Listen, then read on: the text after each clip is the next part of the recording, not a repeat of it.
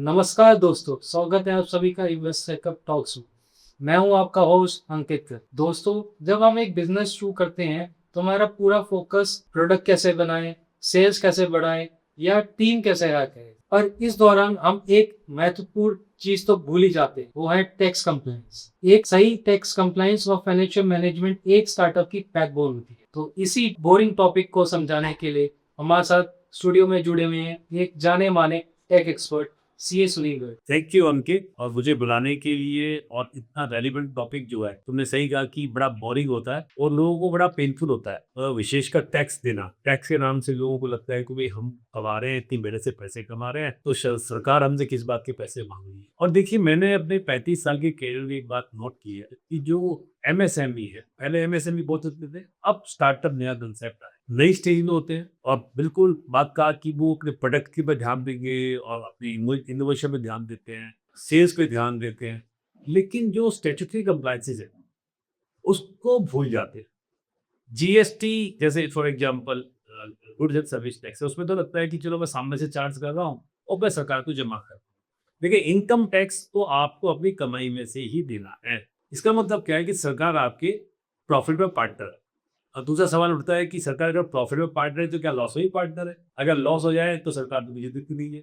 तो हाँ, हमारे यहाँ ऐसा कोई बाईपैक का सिस्टम नहीं है, लेकिन हमारे यहाँ सिस्टम ये है कि अगर आपको लॉसेस हो गए तो आप उसको अगले 8 साल तक कैरी फॉरवर्ड कर सकते हैं। पहली बात तो मानिए, तो हमें दो बातों को विशेष ध्यान रखना है। नंबर एक, हमें इनकम टैक्स की जितने भी प्रोविजंस है, अगर हम ध्यान नहीं देंगे तो हम पर बहुत बड़ी मुसीबत भी आती है, टैक्स की लायबिलिटी आती है। और ना कंप्लायंस करने के आपको इंटरेस्ट, पेनल्टी और इवन प्रोसिक्यूशन तक भी हो सकता है। और विशेषकर टीडीएस के प्रोविजंस में तो प्रोसिक्यूशन भी लॉन्च हो जाते हैं। इसलिए आपको ये बात माननी चाहिए, जितना इंपॉर्टेंट आपका प्रोडक्ट है, जितना इंपॉर्टेंट उसको सेल करना है, जितना इंपॉर्टेंट आपका जनरल एडमिनिस्ट्रेशन है, उतना ही इंपॉर्टेंट आपको इनकम टैक्स के बारे में जानना। और ऐसा भी नहीं है, स्टार्टअप को सरकार ने बहुत सारे टैक्स के बेनिफिट भी दिए। या सरकार ने उनको बूस्ट करने के कहा कि हम आपको टैक्स इंसेंटिव दे रहे हैं, तो उसका भी आपको ध्यान रखना है। बल्कि आपके फायदे की बात हो गई है, तो इस सब बातों को ध्यान रखने के लिए एक बात मान लीजिए, गार्ड बांध दीजिए, जो भी स्टार्टअप और जो भी एंटरप्रेन्योर सुन रहे हैं, कि tax is a statutory liability. ये आपके मन का सौदा नहीं है कि मन में आएगा तो दे देंगे, मन में नहीं आएगा तो नहीं देंगे। हाँ, दूसरा फायदा ये है कि क्योंकि स्टैट्यूटरी लायबिलिटी है, स्टैट्यूटरी कंप्लायंस है, आपको टैक्स के प्रोविजंस को अगर समझ में आ गया तो आप उसमें से पैसा बचा सकते हैं। इस बात का आपको ध्यान। बिल्कुल सही कहा सर आपने एकदम। सर, पहला क्वेश्चन हमारा यही रहेगा, जब एक स्टार्टअप फाउंडर बिजनेस शुरू करता है तो उसका बेसिक फ्रेमवर्क क्या होता है? सबसे पहले टैक्स के पर्सपेक्टिव से स्टार्टअप्स को क्या देखना चाहिए? देखो, मेरा हमेशा से मानना ये है कि लोग शायद हमारे देश में गलती करते हैं। वो हर चीज़ में टैक्स बचाने के हिसाब से कंपोज़िशन बनाएँगे, टैक्स बचाने के हिसाब से ही आप सारे काम करेंगे तो नहीं। टैक्स इनकम का बाई प्रोडक्ट है। आप इनकम कमाएँगे तो आपको टैक्स देंगे। यानी आपको जो बेसिक स्ट्रक्चर रखना है वो आपकी नीड के ऊपर डिपेंड करता है। हमारे यहाँ पर 3 बेसिक स्ट्रक्चर है बिज़नेस करने की, और विशेषकर जो एमएसएमईज़ काम करते हैं। या तो प्रोप्राइटरशिप फर्म है, जो बेसिक प्रीलिमिनरी था, प्रोप्राइटरशिप फर्म। उसके बाद आया पार्टनरशिप, जब आप पार्टनर बनाते हो। उसके बाद में आ गया आपकी कंपनीज। कंपनी जो है दो तरह की होती है, प्राइवेट लिमिटेड कंपनी और पब्लिक लिमिटेड कंपनीज। यानी जो पब्लिक से पैसा शेयर से, प्रोजेक्ट से ले। अब एक नया कंसेप्ट जो रिसेंट में 2013 में आया, वो है एलएलबी, लिमिटेड लायबिलिटी पार्टनरशिप। आपको ये बात याद रखनी है कि पार्टनरशिप फर्म और प्रोप्राइटरशिप फर्म ये बॉडी कॉर्पोरेट नहीं है। लोगों को एक गलतफहमी होती है, they are not body corporate. हाँ, एलएलपी जो है वो बॉडी कॉर्पोरेट है, कंपनी बॉडी कॉर्पोरेट है। और फिर बॉडी कॉर्पोरेट और नॉन बॉडी कॉर्पोरेट में क्या फर्क होता है? प्रोप्राइटरशिप तो समझो कि प्रोप्राइटर है तो कंपनी है, प्रोप्राइटर नहीं है तो फर्म है। उसके साथ साथ सिमिलरली पार्टनरशिप क्या है कि दो लोग एक साथ, दो तीन चार पांच लोग एक साथ मिल जाए, वो पार्टनरशिप फर्म। लेकिन हमारे यहाँ पार्टनरशिप फर्म का कोई लीगल स्टेटस नहीं है। ये लोग वो बहुत बड़ी गलतफहमी है। और हमारे यहाँ बहुत सारे विदेशी पार्टनरशिप फर्म होते हैं। आपने बहुत पुरानी फर्में सुनी होंगी, रामदास, घनश्याम दास एंड कंपनी, है ना? ये सब पार्टनरशिप फर्में जा रही हैं। लेकिन इंडियन पार्टनरशिप एक्ट में इनकम टैक्स का तो स्टेटस है, लेकिन वरना इसका लीगल स्टेटस नहीं है। केवल पार्टनरशिप फर्म पार्टनर्स के साथ ही चलती है। जैसे पार्टनर कोई किसी डेथ हो जाए या चला जाए तो फर्म भी डिजॉल्व हो जाती है। उसके अलावा आ गया नया कंसेप्ट, लिमिटेड पार्टनरशिप फर्म और कंपनी। अब सवाल उठता है कि यार किसमें से जाना चाहिए? देखिए लिमिटेड लायबिलिटी पार्टनरशिप फर्म में क्या था कि कंपनी में जो बेनिफिट दिया गया था लिमिटेड लायबिलिटी का, यानी लिमिटेड लायबिलिटी का मतलब क्या था कि आपकी लायबिलिटी आपकी शेयर कैपिटल तक लिमिटेड होगी, इससे फालतू। पार्टनरशिप फर्म और प्रोप्राइटरशिप में अनलिमिटेड लायबिलिटी होती है प्रोप्राइटर के ऊपर। तब लोगों को लगा कि नहीं, ये ऐसा कुछ चीज लानी चाहिए, सरकार को लगा कि कंपनी में क्योंकि बहुत फॉर्मेलिटीज होती है, कंपनी टैक्स की सारी फॉर्मेलिटीज करती है, तो सरकार ने पार्टनरशिप फर्म और कंपनी के जो बेनिफिट्स थे इनको मिला के बना दिया लिमिटेड लायबिलिटी पार्टनरशिप, LLP। और दुनिया में चलती है LLC, limited liability corporation.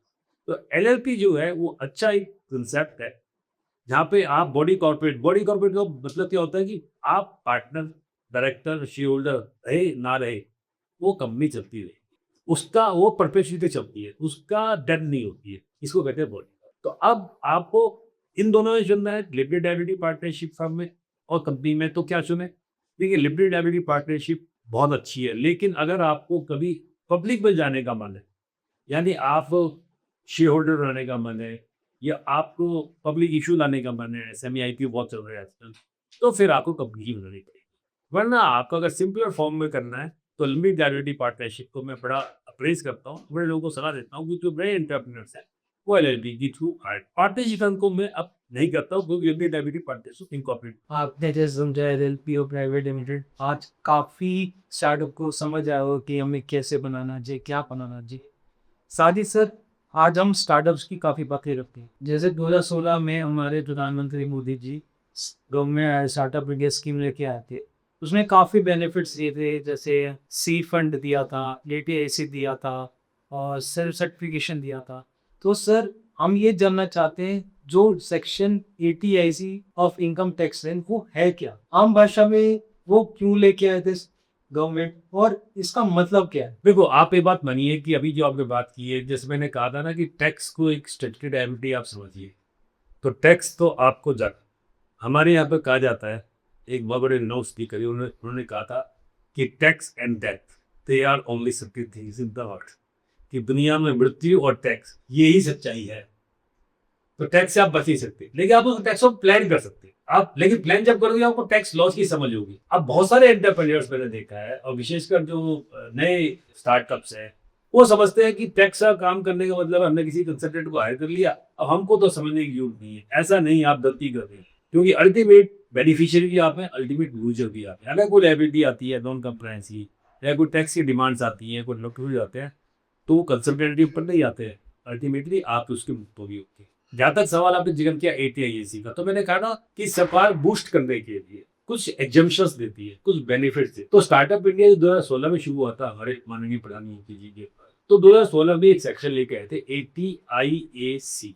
ATIAC का मतलब था कि 3 साल का tax holiday, complete tax holiday, आपको कोई टैक्स नहीं देना है। पर ये गलत स्वयं मत पाल लेना कि कंप्लीट टैक्स हॉलीडे का मतलब कोई टैक्स नहीं देना। मैं बताता हूँ क्या सिस्टम। तो सरकार ने कहा था कि अगर आप एक एलिजिबल स्टार्टअप है, एलिजिबल स्टार्टअप का मतलब क्या था कि अगर आप किसी प्रोडक्ट, प्रोसेस या सर्विस में कोई इनोवेशन कर रहे हैं, कोई डेवलपमेंट कर रहे हैं, या कोई इन्वेंशन कर रहे हैं, या कोई इंप्रूवमेंट कर रहे हैं, IDI, इंप्रूवमेंट, इनोवेशन और development of any product, process और सर्विस, ये एक डेफिनेशन दी थी स्टार्टअप की। तो इसमें सब कुछ आ गया।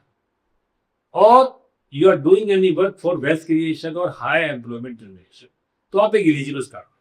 लेकिन आपको ये बात याद रखनी है कि ATIAC का बेनिफिट लेने की जो 3 साल का टैक्स हॉलीडे है, उसके नियमों में पहले ही परिवर्तन आया, और अब 2026 के बाद एक बहुत बड़ा परिवर्तन और आ गया। तो बताता हूँ क्या। तो सरकार ने कहा था कि हम आपको 3 साल का टैक्स हॉलीडे लेंगे, लेकिन आप लीगल स्टार्टअप होने चाहिए, यानी आप स्टार्टअप में रजिस्टर होने चाहिए। और ATIAC का जो बेनिफिट मिलता है वो इंटर मिनिस्ट्री ग्रुप के द्वारा दिया जाता है। बहुत सारे स्टार्टअप को क्या गलतफहमी है कि जैसे ही वो एक स्टार्टअप रजिस्टर करते हैं, सोचते हैं कि हमें बाई डिफॉल्ट ATIAC मिल गया।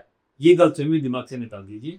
आपको 2 रजिस्ट्रेशन करवाने, एक as a eligible startup with startup India, और जब वो सर्टिफिकेट आ जाएगा तो फिर आपको दोबारा सर्टिफिकेट, दोबारा एप्लीकेशन लगानी होती है to get the eligibility under the income tax. ये बात आपको था। अभी आप कैसे करता है, आपको पता होगा कि उसमें 3 कंडीशन थी कि आपका स्टार्टअप 10 साल से पुराना नहीं होना चाहिए। पहले 5 साल था, फिर 7 साल किया, फिर तो 10 साल, अब फ्लैट 10 साल करते हैं, 10 साल तक आपको देंगे। यानी अगर आप 2020 में इनकॉर्पोरेट हुए तो 2030 तक आप उसका बेनिफिट है। दूसरा, आपकी टर्नओवर 100 करोड़ रुपये ज़्यादा नहीं होनी चाहिए, उसको बढ़ाकर 3500 करोड़ कर दिया। और तीसरा, आपको इंटर मिनिस्ट्री ग्रुप से एक सर्टिफिकेट चाहिए। उसके लिए ऑनलाइन प्रोसेस है, आप ऑनलाइन जाइए और आप उसको फिल कीजिए, कमेटी की मीटिंग होती है और आपको सर्टिफिकेट मिलता है। लेकिन आपको जो गलतियां करते अक्सर मैंने जो देखा है, नंबर एक, जैसे ही वो सर्टिफिकेट आता है लोग समझते हैं कि आपको टैक्स लगेगी, ऐसा नहीं है जी। आपको पता होगा हमारी एक टैक्स है मिनिमम अल्टरनेटिव टैक्स मैट, यानी आपको मैट को देना ही पड़ता है। फॉर एग्जाम्पल, अगर मान लीजिए आपकी कंपनी है या आप एक पार्टनरशिप एलएलपी है, देखिए होगा जब मैं पार्टनरशिप फर्म को A2AAC का बेनिफिट नहीं मिलता है, एलएलपी को मिलता है। सरकार चाहती है कि एलएलपी क्योंकि इनकॉर्पोरेटेड है उसको आप आगे बढ़िए, उसमें काम कीजिए, यूथ को कह रहे हैं कि आप काम कीजिए। अब हमारे यहाँ क्या सिस्टम है कि कंपनी में जो टैक्स है उसको फिर दो तरह के रिजीम है, ठीक कहते हैं हम, नया रिजीम एक कहते हैं। एक रिजीम है 22% वाला।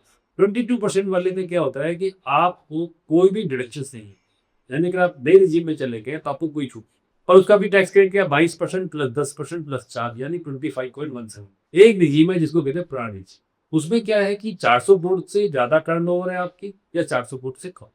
अगर 400 करोड़ से कम है तो आप 25% स्लैब में चले जाते हैं, 25%। 400 करोड़ से ज्यादा तो आप 30% के स्लैब।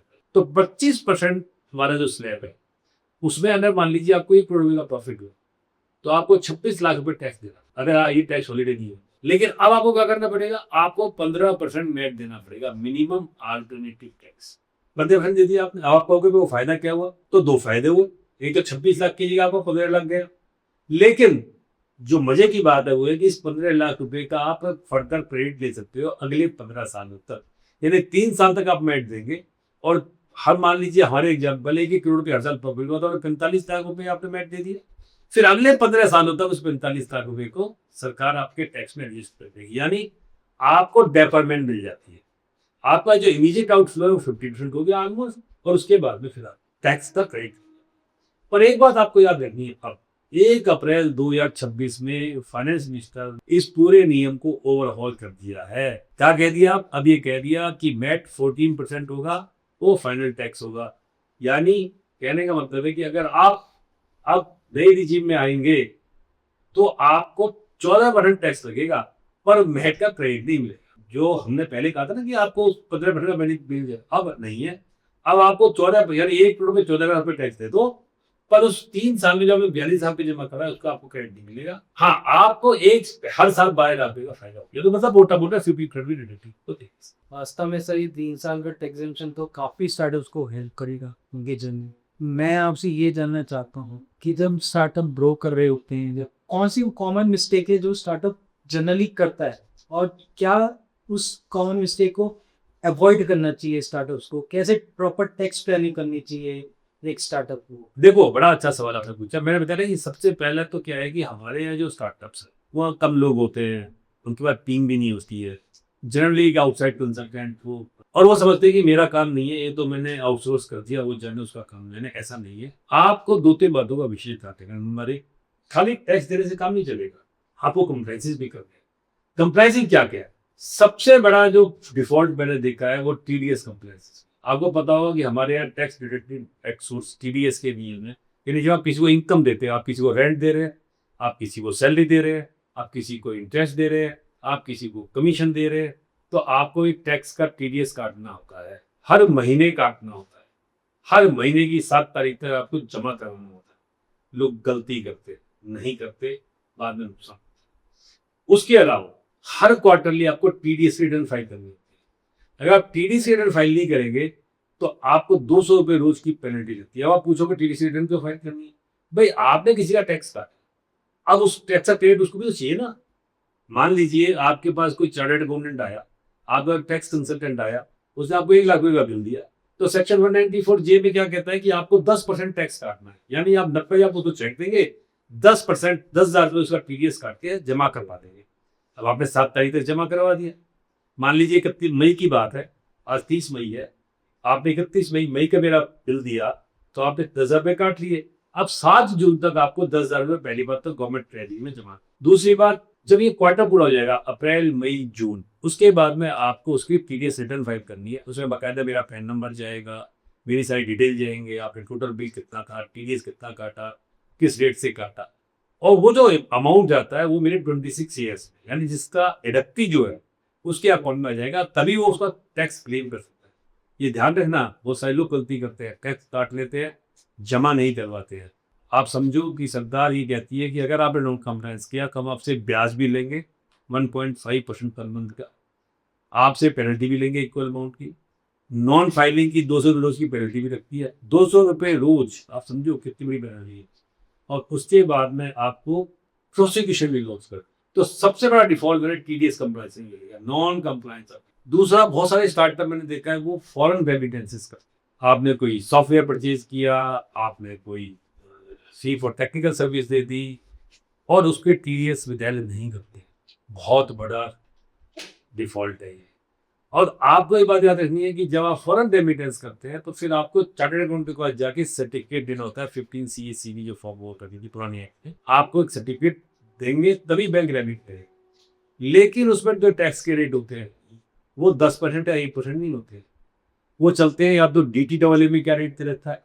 अब बहुत सारे लोग जो बाहर से रॉयल्टी ले रहे हैं, कोई किसी को बाहर से कंसल्टेंट हायर कर रखता है फॉरेन करके, तो आपको सेक्शन 195 पुराने एक्ट में आपको देखना है कि आपको टैक्स का रेट क्या लगेगा। जनरली वहाँ पे टैक्स 20% या 10% है एज पर DTW। उसके बाद में आपको इनकम टैक्स रिटर्न फाइल करनी है। पहले आपको ऑडिट करवाना है, आपको रिटर्न फाइल करनी होती है। जनरली आपने देखा होगा पार्टेशी जज जिनके ऑडिट के केस होते हैं उनकी ड्यू डेट 31 अक्टूबर है। 30 सितंबर तक आप ऑडिट रिपोर्ट देनी है, 31 अक्टूबर तक रिटर्न फाइल करनी है। इस बात का भी याद रखते हैं। और तीसरी बात है एडवांस टैक्स। लोग ये भी गलती करते हैं, एडवांस टैक्स जमा नहीं करवाते। सरकार कहती है जैसे आप पैसे कमाते हो आप हमें जमा करवाइए, तो वो उसकी इंस्टॉलमेंट दे रखी है 15%, 45%, 75%, 15 जून तक 15% आपको एडवांस टैक्स जमा करना है। यदि आपके पास पहली इंस्टॉलमेंट के लिए एडवांस टैक्स की डेट आदि दे दी आपको जमा करवाना, आप नहीं करवाएंगे तब सरकार आपसे 1% पर मंथ का भी ले लेती है। तो ये कंप्लायंसेज है, यानी एनुअल कंप्लायंसेज है, मंथली कंप्लायंसेज है, एडवांस टैक्स है, स्पेसिफाइड फाइनेंशियल ट्रांजेक्शन की आपको डिटेल फाइल करनी थी। आपने कोई भी शेयर्स अलॉट किए 10 लाख बेहतर, या आपने बैंक में कोई ज़्यादा पैसे जमा करना है तो उसकी SFT रिपोर्ट आती है, स्पेसिफाइड फाइनेंशियल ट्रांजेक्शन, तो वो भी आपको फाइल करना चाहिए। हर चीज़ को जो भी आप नॉन कंप्लायंस करेंगे उसमें पेनल्टी आपको। सर आजकल बहुत सारे स्टार्टअप फंडिंग होता, चाहे वो वेंचर कैपिटल हो चाहे वो एंजल इन्वेस्टमेंट, जब ये फंडिंग स्टार्टअप्स उठाते हैं तो उसके टैक्स कंप्लायंसेस और टैक्स को लेके कैसे स्टार्टअप अपने आप को प्रिपेयर हो। देखो अंकित, एक बात मान के चल लो कि ये जो आपने सवाल पूछा है ना, इसके दोनों एंगल्स हैं। आपको पता होगा जो स्टार्टअप्स फंडिंग के लिए जाते हैं, चाहे वो VC के पास जाए, चाहे वो एंजल इन्वेस्टर के पास जाए, और चाहे वो IPO में भी जाए, मान लो तो वैल्यूएशन का जो पूल होता है ना वो है EBITDA। तो 3 लोग जब वैल्यूएशन रखती है 3 चीज रखती है, आपकी टॉप लाइन क्या है, आपका EBITDA क्या है और आपका कैश। ठीक, अब इसका मतलब है कि आप जो भी इन्वेस्टर पैसा लगाएगा वो उसमें तो लगेगा जिसमें प्रॉफिट होगा या प्रॉफिट होने के चांस होंगे। दुनिया में कोई भी आदमी लॉस का धंधा नहीं करना चाहता। अब टैक्स होगा, पैट होगा ज्यादा तो टैक्स भी देना है। यानी मैं इसको दूसरे एंगल से समझिए। लोग इस बात को समझते हैं, जैसे मैंने एग्जांपल दिया था, आपने मान लो 1 करोड़ रुपया आपने प्रॉफिट हुआ, लोग करते क्या है कि टैक्स को बोझ समझते हैं, झंझट समझते हैं, क्यों टैक्स देना पड़ेगा। अरे भाई, अगर आप टैक्स देते हैं तो देश में जो इंफ्रास्ट्रक्चर, आज digital infrastructure, road infrastructure, electricity, ये सब आपके टैक्स के पैसे से ही आ रहा है। लेकिन आप इस बात को भूल जाते हैं, अगर आपने 1 करोड़ रुपया आपने टैक्स पैट है आपका, तो आपका EBITDA 3 करोड़ रुपये हो। आपने क्या किया कि 3 करोड़ रुपए के EBITDA पे अगर आपको 15 मल्टीप्लाई करा तो 45 करोड़ रुपए की वैल्यू उड़ा दी आपने। इस बात को क्यों नहीं समझते? एक बात तो ये, जिसका मतलब क्या हुआ कि आपको अपना जो प्रॉफिट लॉस अकाउंट है वो मैन्युपुलेटेड नहीं करना है। आप उसको ठीक ठाक कीजिए, प्लानिंग के साथ में कीजिए और अपने प्रॉफिट्स को और अपने EBITDA को मेंटेन करके चलिए। अब सवाल उठता है कि जब VC फंड्स आते हैं, एंजल इन्वेस्टर आते हैं, तो क्या होगा? देखिए, जनरली होता क्या है कि पहले एक सेक्शन था 56 to 70, इसको लेकर बड़ा झंझट था। अब मैंने स्टार्टअप शुरू किया, 4 लोगों ने स्टार्टअप शुरू किया, मान लीजिए क्रूवी कैपिटल से शुरू किया। अब मेरे पास तो लॉसेज हैं शुरू में, प्रॉफिट आने ना। अब होता क्या था कि जब मैं इन्वेस्टर के पास जाता था, एंजल इन्वेस्टर के पास में, तो मैं शेयर अगर 1 करोड़ के बदले दूंगा तो मैं 50-50 हो जाऊंगा। तो प्रीमियम पे शेयर इशू किया करता था ताकि नंबर ऑफ शेयर कम जाए और पैसा ज्यादा। तो 56 to 7B में क्या दिक्कत थी कि जैसे आप प्रीमियम पे शेयर इशू करते हैं उसमें टैक्स लायबिलिटी आएगा। सरकार ने स्टार्टअप को उससे छूट दी कि नहीं, क्योंकि स्टार्टअप के पास तो लॉसेज ही है, शुरू में तो लॉस है, उसके बाद प्रॉफिट है। प्रॉफिट होना और प्रॉफिट अर्निंग कैपेसिटी होने में बहुत फर्क है। इन्वेस्टर यही देखते हैं कि आपकी क्या प्रॉफिट अर्निंग कैपेसिटी है फ्यूचर में, अगर है तभी पैसा लगा। तो अब वो 56 to 7 भी खत्म हो गया स्टैचू से। ये अच्छी न्यूज है स्टार्टअप, ये तो आप प्री बुक पे शेयर दे सकते हैं, आपको टैक्स नहीं लगेगा। तो ये जो लोगों को एक गलत वो थी, ये गलतफहमी कह लो, ये ब्रेकिंग न्यूज कह लो कि इस साल के बाद में 56 to 7 भी नहीं है। लास्ट ईयर ही हो गया था बजट में तो ना। तो आप शेयर प्रीमियम पे दे सकते हैं, आप कितने प्रीमियम पे दे सकते हैं, फिर 2 साल उठता है। अनाप शनाप प्रीमियम पे नहीं, आपको जस्टिफाई करना पड़ेगा, चाहे आप डिस्काउंटेड कैश फ्लो से करो, चाहे फ्यूचर प्रॉफिट से करो, आपको करना। तो एक तो ये हुई। दूसरा सवाल है कि वीसी फंड जब आते हैं तो उनकी टैक्स की इम्प्लीकेशंस क्या थी। पहले तो शेयर इशू करने पे टैक्स लगा, जब शेयर बेचे जाते हैं तो आपको पता होगा कि हमारे यहाँ पे अगर आप लिस्टेड इक्विटी शेयर्स हैं तो 10% का 12.5 कैपिटल गेन है, लॉन्ग टर्म कैपिटल एक साथ करने। अगर आप अनलिस्टेड है तो भी आपको 12.5% है लॉन्ग टर्म कैपिटल गेन। पहले लॉन्ग टर्म कैपिटल गेन में लिस्टेड अनलिस्टेड में फर्क था, वो अब सरकार ने 12.5 के लिए एडवांस। और आपको अगर शॉर्ट टर्म कैपिटल गेन होगा तो वही जो स्लैब होगा आप उसको टैक्स, सरकार ने रिड्यूस रेट, वैसे जनरली टैक्स रेट 30% है, कैपिटल गेन को 12.5 कर। खैर सरकार पहले ही आपको बेनिफिट दे दी कि आप कम टैक्स दे दीजिए। आज काफी startup founder income tax compliance में झंझट मानते हैं, बोझ मानते हैं, खर्चा मानते हैं। क्या वाकई में ही इनकम टैक्स लॉ इतना कॉम्प्लेक्स है? अगर हम हर स्टार्टअप अगर शुरू से ही टैक्स प्लानिंग करके चले, क्या उनको बिजनेस में फायदा भी हो सकता है? नहीं, मैंने बताया ना आपको कि देखिए पहली बात तो क्या है कि आपको आपकी ये स्टैट्यूटरी लायबिलिटी है, एक स्टैट्यूटरी ड्यूटी है, ये आपकी उस पर आपके शौक पे डिपेंड नहीं करता कि मैं नहीं मानूंगा। देश का संविधान है, आपको मानना पड़ेगा। केवल इनकम टैक्स ही क्यों, जितने भी टैक्स के लॉ, चाहे जीएसटी है, जो इनडायरेक्ट टैक्स कहते हैं, चाहे इनकम टैक्स है, चाहे बाकी और कोई भी लॉज है, ईएसआई, पीएफ, जितने भी लॉज है, लेबर लॉ जितने भी, आपको फॉलो करने ही पड़ेंगे। हाँ, सरकार ने आपको छूट दे रखी है, लेबर लॉज में आपको कुछ कॉम्प्लाइजिंग छूट दे रखी है, या सेल्फ सर्टिफिकेशन का एक बेनिफिट दे रखा है, तो आपको मानना ही पड़ेगा। लेकिन सवाल यह है कि उसको करना कैसे। जैसे मैंने आपको बताया, जैसे आप लोग ये पॉडकास्ट कर रहे हैं, आप डिफरेंट एक्सपर्ट्स को बुला के स्टार्टअप को इतना बेनिफिट दे रहे हैं, इतना नॉलेज आप उनको दे रहे हैं, इतना शेयर दे रहे हैं, तो स्टार्टअप को कम से कम ये पॉडकास्ट सुन ले और शोज देख ले, तो उससे इतनी नॉलेज हो जाएगी कि वो उसको झंझट नहीं समझेगा, ज़्यादा उसको एंजॉय करेगा। और मैंने आपको क्या बताया अभी कि आप जो आपकी जितनी स्ट्रॉन्ग बैलेंस शीट होगी, जितनी अच्छी बैलेंस शीट होगी, उतनी आपकी वैल्यूएशन बढ़ जाती है। तो उसको झंझट मानना ही क्यों, आप उसको मानिए कि आप रोड पे चल रहे हैं। अब आप सोचिए कि मैं एक करोड़ की कार लेके आया हूँ तो मेरी मर्जी में नहीं चलूँ, नहीं जी, आपको रोड के ट्रैफिक नियमों को पालन करना पड़ेगा, आपको अपनी लेन में गाड़ी चलानी पड़ेगी। आप ऐसे नहीं कर सकते कि मैं कुछ भी कर सकता हूँ। तो tax laws are a statutory duty and liability both. तो आपको पूरे कंप्लायंसेस करने हैं। नॉन कंप्लायंस का मतलब है कि फिर आप में झंझट ही झंझट है, फिर आप पे इनकम टैक्स डिपार्टमेंट के नोटिस आएंगे, आपको समन्स आएंगे, फिर आपको चक्कर लगाने पड़ेंगे। उससे बचना है तो आप इन कंप्लायंस को मान। तो सर एक हमारा होता है रैपिड क्वेश्चंस, आप हमारे ऑडियंस को बताओ one word advice for the new young generation. मैं तो यही बार कहूँगा, पे टैक्स एंड गेट टैक्स। देखिए टैक्स में 3 बातें हैं, मैं हमेशा अपने शो पे कहता हूँ, tax planning, tax avoidance, tax evasion. आप 4 कॉर्नर ऑफ लॉस, जैसे हमने भी ATAC की बात की, टैक्स हॉलिडे की बात की, कैरी फॉरवर्ड ऑफ लॉसेस की बात की। अब आपको लॉस हो गया, मान लीजिए पहले सालों में स्टार्टअप को नहीं लॉस होता है, लेकिन ये स्टार्टअप भूल जाता है, एक नियम है कि अगर आप रिटर्न टाइम पे फाइल नहीं करेंगे तो 200 कैरी फॉरवर्ड नहीं कर सकते।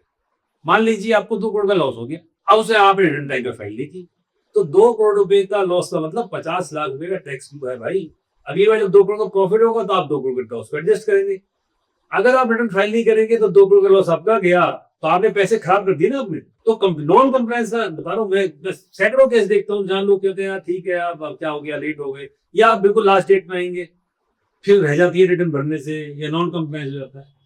आपने टैक्स काट लिया, अब जमा नहीं करवाया, 1.5% पर मंथ का ब्याज देना, आपको 18% का, कितना बड़ा नुकसान आप कर रहे हैं। आपने रिटर्न फाइल नहीं की, 200 रुपये रोज की पेनल्टी है, कितना एक साल में 72,500 रुपये का 72,000 रुपये नुकसान कर लिया। आप समझ रहे हैं?